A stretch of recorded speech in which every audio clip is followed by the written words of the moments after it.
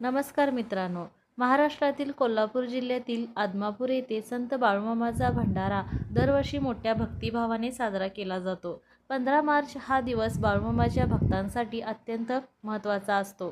त्या दिवशी हजारो नाही तर लाखो भाविक आदमापूरला दर्शनासाठी येतात.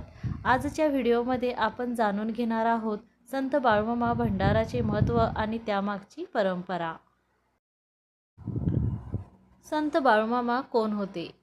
संत बाळूमामा हे महाराष्ट्रातील अत्यंत श्रद्धेचे आणि पूजनीय संत मानले जातात.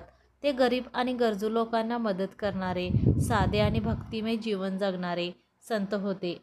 लोकांचा असा विश्वास आहे की बाळूमामाच्या नावाने केलेली प्रार्थना आणि नवस नक्की पूर्ण होतो.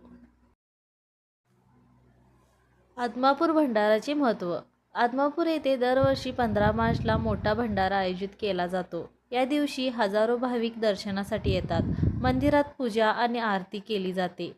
मोठ्या प्रमाणात महाप्रसाद आणि भंडारा दिला जातो. संपूर्ण परिसर जय बाळूमामा च्या नावाने जयघोषाने भरून जातो. भक्तांची श्रद्धा. भक्तांचा असा विश्वास आहे की मनापासून केलेली प्रार्थना बाळूमामा नक्की ऐकतात. म्हणूनच दरवर्षी महाराष्ट्राच्या कानाकोपऱ्यातून लोक आदमापूरला दर्शनासाठी येतात. संदेश. संत बाळूमामा आपल्याला एक संदेश देतात. नेहमी चांगले कर्म करा, गरजूंना मदत करा आणि देवावर श्रद्धा ठेवा. मित्रांनो, जर तुम्हाला संधी मिळाली तर आदमापूर येथे जाऊन संत बाळूमामाचे दर्शन नक्की घ्या. आणि व्हिडिओ आवडला असेल तर लाईक, शेअर, सबस्क्राईब करा. जय संत बाळूमामा.